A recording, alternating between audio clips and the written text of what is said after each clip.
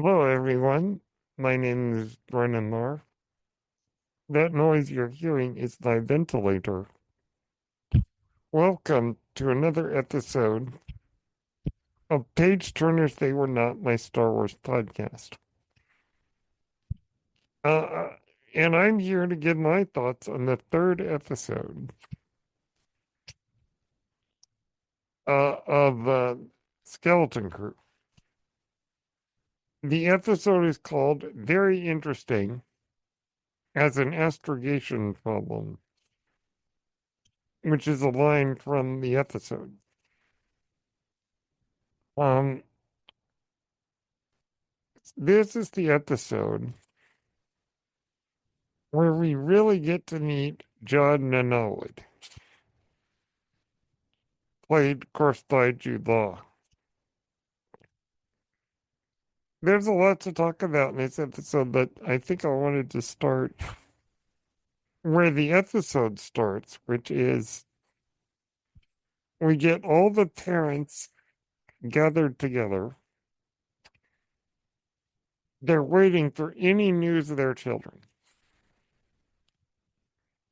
Um, Wendell seems uncertain of what to think. That's Wim's dad. And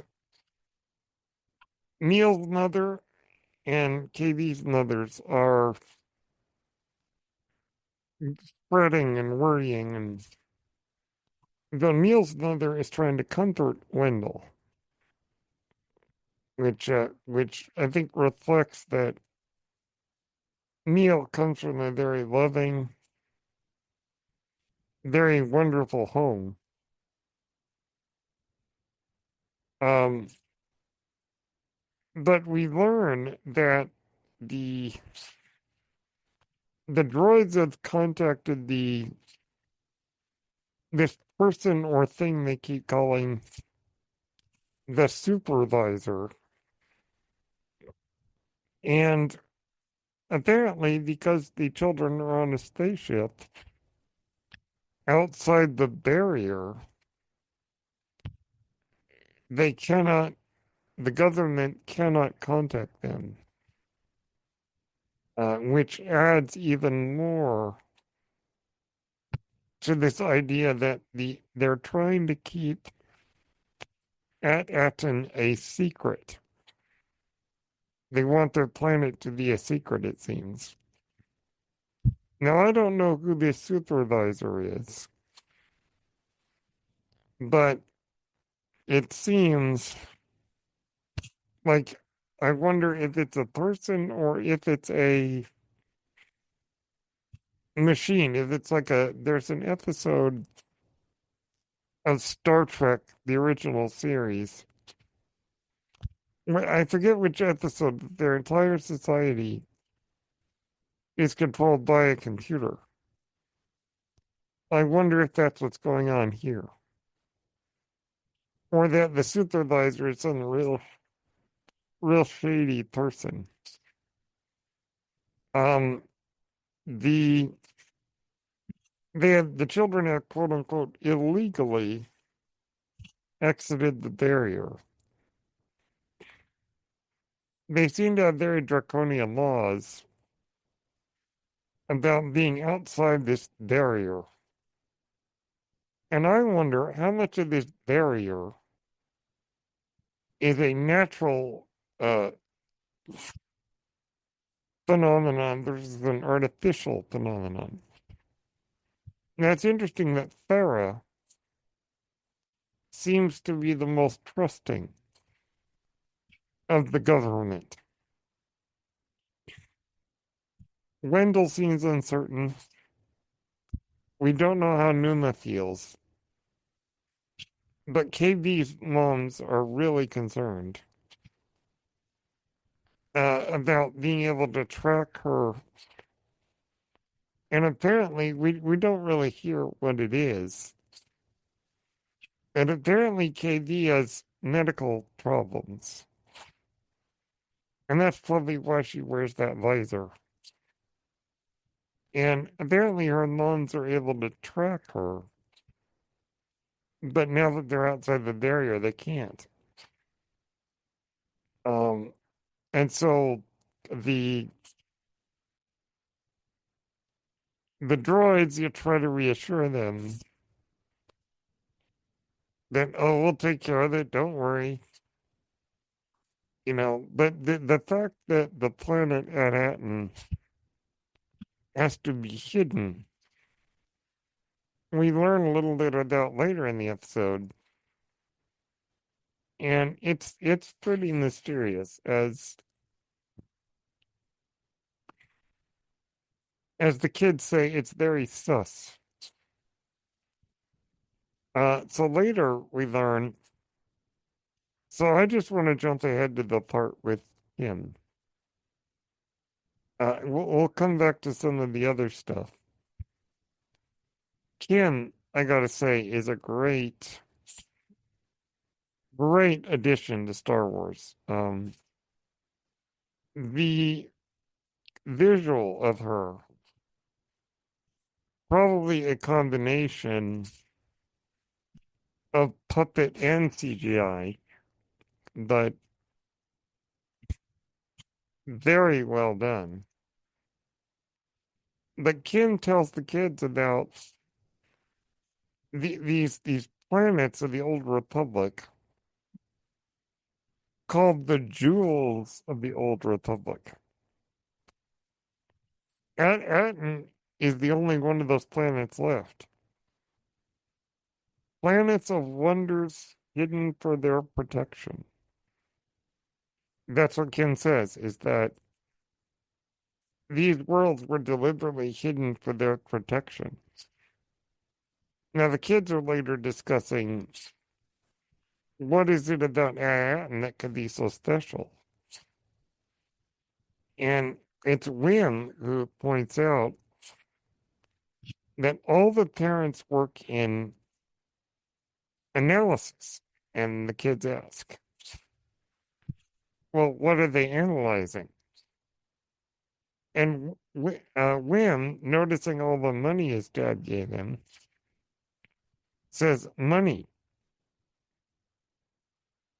I think it's entirely possible that the reason Manhattan was hidden is because it's where a lot of people in the old Republic stored their money and didn't want anyone to know where it was. It feels very much like when people put their money in Swiss bank accounts. It feels like that. So now we kind of know, and it was hidden, and there's no way to find it except the kids, because they know where it is, so they have to try to narrow it down to where it is based on information that the kids have, and also the patch that Fern wears on her backpack, which is like the seal of the planet Manhattan. And it seems that Kim knows what that symbol means, but she won't tell Judd because she doesn't trust him. And he doesn't trust her. So it's interesting. Now they have it on a data card, which Judd grabbed. Judd decided to take the kids and run from Kim after she, at least in his mind, double crosses her. And sorry, double crosses him. He talks to the kids about, backstabbing, that he doesn't trust her and she might stab him in the back. And it's something the kids don't really understand. And he says, you'll understand when you're older. Um, so Kim has called in these New Republic X-wings to capture Jod, but the kids and Jod run. But KD, this is where we see KD. This episode is really KD's episode. And we get to see that her helpfulness and naturally that she's very kind. She tries to help Kim, and Kim tells her, you need to find out the truth from Jod. Or, as Kim refers to him, Crimson Jack, which is his old pirate name. Very interesting that Crimson Jack is a reference that goes all the way back to 1977 in the seventh issue of the Marvel Star Wars comics, which is, I believe, the very first Star Wars Expanded Universe story. There was a pirate named Crimson Jack. So that's a fun little reference. Um, and the kids, run with Jod, and they tell him, you have to tell us the truth. And he says, I'm just like you. I'm lost and alone and trying to find my place, which is true. But I imagine that there's still a lot that Jod isn't telling them. And with that data card, they escape the X-Wings and go off into hyperspace. The X-Wing commander asks Kim where they went. And Kim says, you wouldn't believe me. And that's when the episode ends. I absolutely love the design of Kim. The combination of CGI and puppet works so well. And I figured that, we have because of Greek mythology, we have this idea in our mind that owls are very wise. They represent wisdom and intelligence. Having Kindy on this observatory with notes and data pads, that makes sense. And that's kind of what I figured the character would be. Very much like a professor. So I absolutely love Kim. I love the voice work on her, which sounds a lot like um, Naz Kanata. Yeah, even though it's not the same actress, he sounds very much like her. But I like that we get to see KD after Jod attacks him. I like that KD demonstrates compassion. KD gets a lot to do in this episode. She's the most suspicious of Jod, and I think it's hilarious. When Jod makes all the kids go to bed, KD is still awake and staring at him.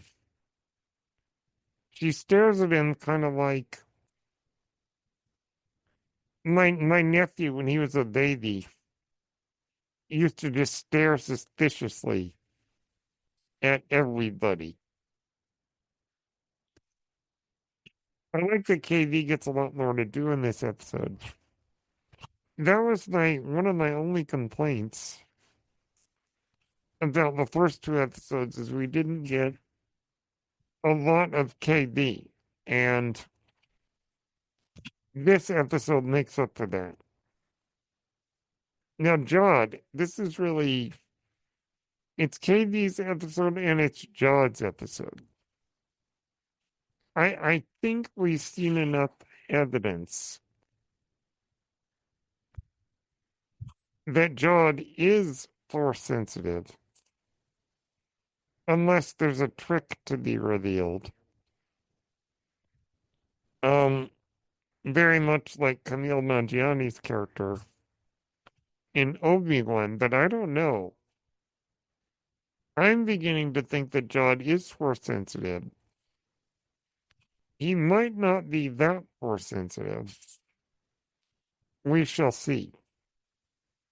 Now, he's maintaining an illusion that he's a Jedi, or as he actually says, he says, well, I never actually said that. So I think he's just a force sensitive individual.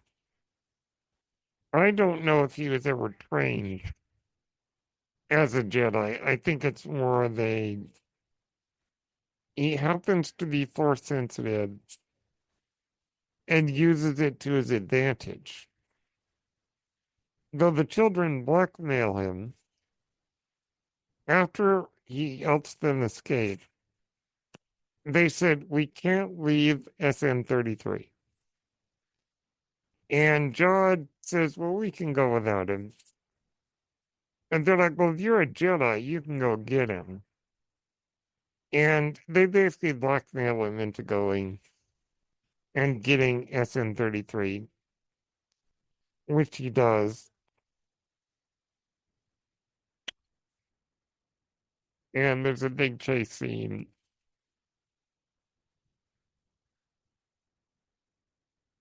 And they escape through some interesting shenanigans. But I really, really think Jude Law fits in so well in Star Wars. I really, really am enjoying his character. And the fact that he is very shady, you don't really know. And it's funny how SN-33 is probably the most suspicious of him. And Thurn uses SN-33 to sort of threaten Jod. Um, I think it's fun now. SN-33 still recognizes Thurn as the captain. Um, and I love the idea that Jod talks about trust and about trusting your gut, but it's interesting. Maybe the kids will trust their gut and realize that Jod isn't good. Or maybe Jod will change his mind. It's hard to say where the story's going next. Now, does that data card have the exact location of that atom? Or is it going to send them to some crazy world? I don't know. Maybe it'll send them to Loraband, the Sith homeworld. I don't really know where this story's going next. I like that we get more that their planet is kind of shady. And, you know, John tells his former crewmate that he's found like the big score. At least that's what he says. But I wonder if he's going to be out for himself. But then eventually he'll like the kids and decide to change his ways. I do like the way he is with the kids. How he feeds them and puts them to bed, which shows that he definitely has a soft side, or at least is projecting that he has a soft side. But it'll be really interesting to see where this goes. And in the tradition we have of our portrayal of pirates, in media, there's often a good heart underneath a lot of that jaded callousness, scoundrelness, the scallywags. There seems to be a good person underneath it. A lot of the great movie pirates have been like that. I other things I like in this episode, the very like 1950s sci-fi B movie music on the observatory moon. And I love the design of the inside with data pads and scrolls and research all over the place. Like I said, Kim is a standout character. Visually quite stunning. And it's really neat to see an owl in Star Wars. A humanoid owl. So there's a lot that's conveyed to us about Jod, about KD, and yet more unraveling of the mystery of Adatin. I enjoyed it quite thoroughly.